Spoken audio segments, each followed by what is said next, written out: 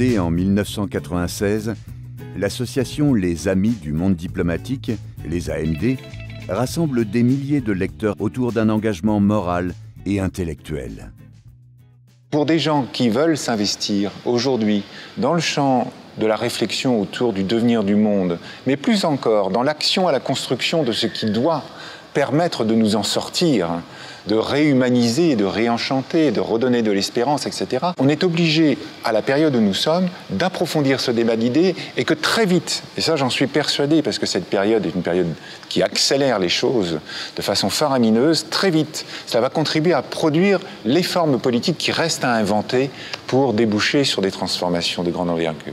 Les Amis du Monde Diplo sont une sorte de vaste association d'éducation populaire par l'organisation de débats, de projections, de rencontres, de lectures, etc. Une association qui est à la fois celle des lecteurs, mais c'est aussi une association qui garantit l'indépendance économique de ce journal. C'est une spécificité du monde diplomatique que d'avoir ce réseau social qui est par ailleurs actionnaire du journal et garantit très concrètement de ce point de vue notre indépendance. Connaissez-vous tant de journaux qui ont une société, une association des amis? Est-ce qu'il y a les Amis du Point? Est-ce qu'il y a les Amis de l'Express? Est-ce qu'il y a les Amis de l'Obs qui organisent des débats pour défendre les thèmes de ces journaux? Non. Non, sans doute parce qu'ils ont le sentiment que ces thèmes ont tellement infusé l'idéologie française, la société française, qu'ils n'ont pas besoin d'être relayés davantage.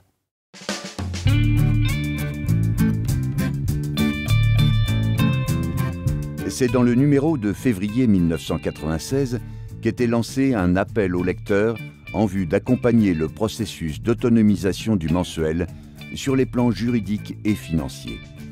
Jusqu'à cette date, en effet, le Monde Diplomatique n'était qu'un simple service du quotidien Le Monde. Il fallait que les lecteurs soient propriétaires ou copropriétaires d'un journal. C'était ça notre idée aussi. C'est-à-dire on avait l'idée de la filialisation, mais pas n'importe quelle filialisation. On ne voulait pas être un journal comme les autres, qui appartient à des actionnaires, ou même qui appartient à ses rédacteurs, qui était le cas du Monde. Comment pouvait-on l'obtenir? On se disait, on va l'obtenir le jour où on pourra racheter la part du Monde. On évaluera combien ça coûte, le Monde Diplomatique, si c'est une entreprise autonome, et puis on fera des calculs, et à ce moment-là, on rachètera notre part, on fera appel à nos lecteurs. Après sa nomination comme rédacteur en chef en janvier 1973, Claude Julien allait transformer ce qui n'était qu'un supplément du quotidien, d'excellente qualité d'ailleurs, en un journal à part entière avec une ligne éditoriale propre, à contre-courant de la pensée dominante. Julien avait l'idée de se séparer du Monde. Ça veut dire quoi? Ça veut dire, dans l'ensemble du journal Le Monde, il y avait une pépite qui s'appelait Le Monde Diplomatique, mais qui n'était pas valorisée. Il fonctionnait de manière autonome sur le plan rédactionnel. La personnalité de Julien était telle que je ne vois pas comment une direction du Monde qui lui aurait été hostile aurait pu intervenir. Mais il ne faut pas se fier seulement aux bons sentiments. Une indépendance, ça s'inscrit dans des structures, et notamment dans des structures financières. C'est l'apport financier d'un généreux lecteur bolivien, Günther Holzmann, qui permettra à la rédaction du Monde Diplomatique de se doter des premiers moyens financiers de son indépendance. Je me souviens très très bien de ça. Et Ignacio vient vers moi et me dit « Regarde ce que je viens de recevoir. » Une lettre sur papier pelure, dactylographiée visiblement à l'aide d'une machine Remington des années 10 ou des années 20, et dans laquelle un monsieur qui s'appelait Günther Holzmann proposait au directeur du journal, à Ignacio, $1 million si on pouvait lui proposer un projet qui le justifiant. Günther Holzmann, allemand, Bolivie, c'était assez lourd à porter. On a joint le centre Simon Wiesenthal pour vérifier, et on s'est aperçu à notre honte, parce qu'il l'a su après, Günther, que Günther n'était évidemment pas un nazi, ni un ami de Barbie, ni d'Eichmann, mais était un antifasciste allemand, qui est un personnage extraordinaire, une sorte d'Indiana Jones, mais ça serait une longue histoire que de raconter tout ça. Il se proposait de donner $1 million au Monde Diplomatique, et nous avons dit, voilà, c'est l'occasion, à ce moment-là, de trouver cet argent, du moins une part de cet argent, pour devenir une filiale du Monde. Voici ce qui a été publié, un appel signé par Claude Julien et Ignacio Ramonet, un appel aux lecteurs leur expliquant le mécanisme de création d'associations. Ces sommes allaient être déposées sur le compte d'une association créée pour la circonstance, l'association Günther Holzmann, et regroupant tous les personnels. Cette association avait vocation à devenir actionnaire de la société éditrice du journal, Le Monde Diplomatique SA, dont elle détiendrait 24% du capital estimé à l'époque à 42 millions de francs, soit 6,4 millions d'euros. Restait cependant à mobiliser de nouveaux financements en vue de détenir au moins la minorité de blocage dans cette société, soit 33% du capital.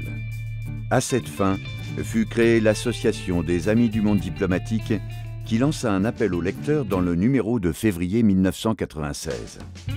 Ils répondirent massivement et, par leur apport, permirent à cette association de posséder 25% des actions. Ensemble, les deux associations, celle regroupant les personnels et celle des amis, détiennent donc 49% du capital, Le Monde ayant souhaité en conserver 51%. Les Amis du Monde Diplomatique consolident notre minorité de blocage. Cette minorité garantit qu'aucune grande décision concernant le journal, pas sa rédaction bien sûr, qui a toujours été complètement indépendante, mais aussi les décisions économiques, financières, en termes d'investissement, aucune ne peut être prise sans notre accord. On a adopté une mesure qui consiste à ce que le directeur de la publication, le patron, disons, du journal, soit proposé par l'association Günther Holzmann, c'est-à-dire par tous les personnels, et que le conseil de surveillance, qui est l'autre instance, qui comprend le Monde Diplo et l'association Günther Holzmann, et où le Monde est majoritaire, se prononce sur cette candidature. C'est-à-dire que le conseil de surveillance peut refuser une candidature, mais ne peut pas en imposer une à la place. Ça, c'est un verrou capital, ce qui d'ailleurs a surpris des dirigeants du Monde venus après. L'un d'entre eux, je me souviens, me téléphone un jour, j'ai oublié son nom, mais c'était le responsable administratif, en disant « Quoi ? Qu'est-ce que ça veut dire ? J'apprends que je n'ai pas le droit. » Il parlait à la première personne. « J'ai 51%, je n'ai pas le droit de nommer le directeur. » Je dis « Non, vous n'avez pas le droit. » « Ah bon ?» Je dis « C'est dans les statuts, vérifiez. » Il a vérifié, effectivement. C'est ce qui s'est passé.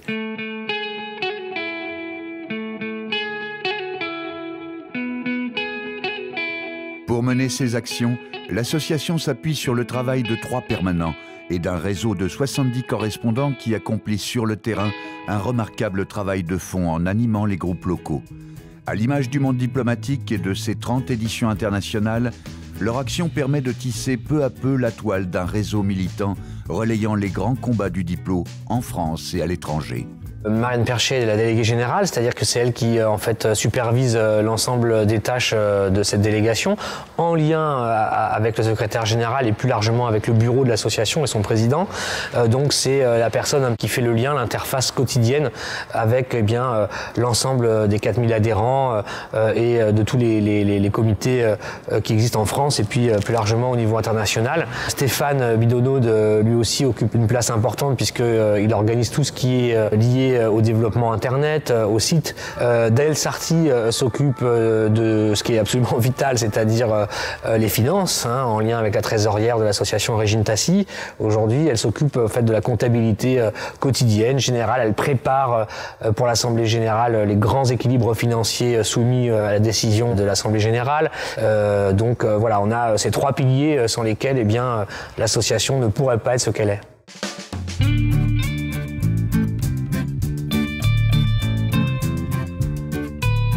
Les Amis du Monde diplomatique ne sont pas seulement des actionnaires vigilants. Ils contribuent par tous les moyens, matériels et intellectuels, au développement du mensuel. C'est un journal, je pense, qui a une place tout à fait à part, tout à fait singulière dans l'histoire de la pensée et dans l'histoire intellectuelle française. Depuis plus de 20 ans, je suis toujours à militer avec cette association parce que je pense qu'elle soutient un journal qui est à nul autre pareil. Notre problème, c'est que ce soit une institution culturelle ou un journal, c'est de conquérir un public et justement faire en sorte que ce qui est déclaré élitiste, ce qui ne l'est pas, soit à la portée de tous. Au fil des années, les Amis ont directement participé à son rayonnement et sont devenus des partenaires actifs et quasi quotidiens de la rédaction pour la diffusion et la mise en discussion de ses analyses. À la manière d'une caisse de résonance, ils relaient les idées et prises de position du mensuel en agissant comme un véritable réseau social. Le combat contre le traité transatlantique, le fameux TAFTA, en est l'exemple le plus récent. J'étais content de pouvoir connaître mieux la situation du monde, connaître mieux les problèmes du monde, voir qu'il y avait des gens qui n'étaient pas seulement capables de critiquer, mais qui étaient capables aussi d'une capacité utopique de proposition. Et c'est une des plus belles choses qu'on puisse avoir dans la vie, de rencontrer des gens qui non seulement t'éclairent dans la compréhension du monde, mais ils te disent tu peux faire, tu peux agir.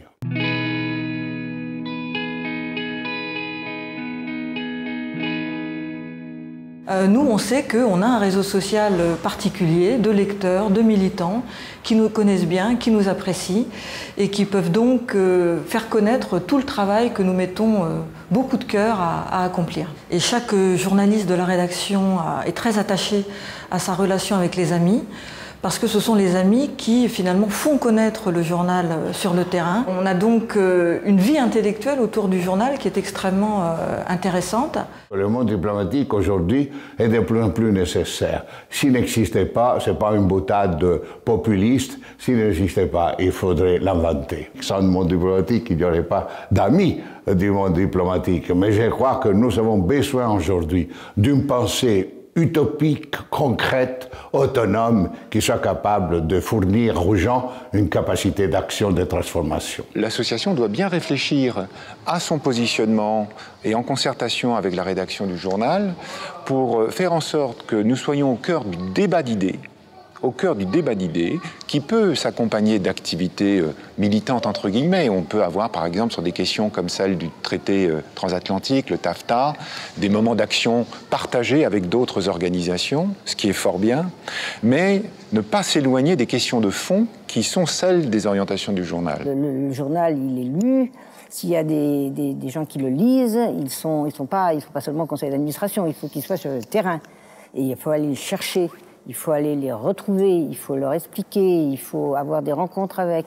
C'est ça que j'ai essayé de développer pendant les 5 ans où j'étais présidente du conseil d'administration. Moi, ma propre expérience m'a mené à dire que c'est un journal qui peut paraître intimidant. Donc le rôle d'une association ou d'un président, c'est vraiment de déployer les moyens qui sont les nôtres pour que ce journal soit mieux connu. Les amis sont à l'initiative des rencontres d'Économique d'Aix-en-Provence. Et ils sont présents dans des rencontres comme les rendez-vous de l'histoire de Blois ou la fête de l'humanité. On les a vus place de la République avec Nuit debout. Enfin, chaque année, le concours étudiant qu'ils organisent permet aux lauréats d'être publiés dans les colonnes du journal. Les rencontres d'Économique, elles sont consécutives à la lecture du papier de Renaud Lambert sur les économistes à gages. Des lecteurs à Aix-en-Provence ayant eu connaissance de cet article, l'ayant lu, se sont dit mais bien sûr il faut faire quelque chose, il faut créer un événement pour dire qu'il y a une autre pensée économique qu'on n'entend jamais, qu'on ne voit jamais, qui ne peut pas se faire entendre. Et ces lecteurs-là du Diplo ont décidé de faire ces rencontres. Plus de 500 événements sont organisés chaque année par les amis en France et à l'étranger, faisant des AMD un espace d'expression incontournable du débat d'idées. L'association coordonne principalement des rencontres-débats sur les thèmes traités par le journal, mais aussi des colloques, des cercles de lecture, des projections visant à soutenir le cinéma indépendant et des documentaires engagés, ainsi que des émissions radiophoniques. L'association des amis du monde diplomatique concourt au développement d'un réseau social qui a été lancé par le Diplo, qui s'appelle le ZING, et qui peut devenir, parce que ce n'est pas encore le cas, il faut quand même le dire, pour le moment il démarre juste, mais qui peut devenir une plateforme de discussion intense auxquelles participeront, parce que ce sont les usages des générations qui ont aujourd'hui entre 18 et 30 ans. La prise de recul sur l'information, comme l'engagement citoyen, sont aussi le combat des jeunes générations. C'est pourquoi les amis agissent pour faire connaître le journal dans les milieux étudiants, en particulier chez les lycéens et post-bac, dans les universités et les grandes écoles. Pour ce faire, des rencontres débats, sous forme de café Diplo, seront organisés avec l'appui de jeunes lecteurs, ceux-là même qui seront demain les garants d'une presse indépendante portant une autre manière de voir.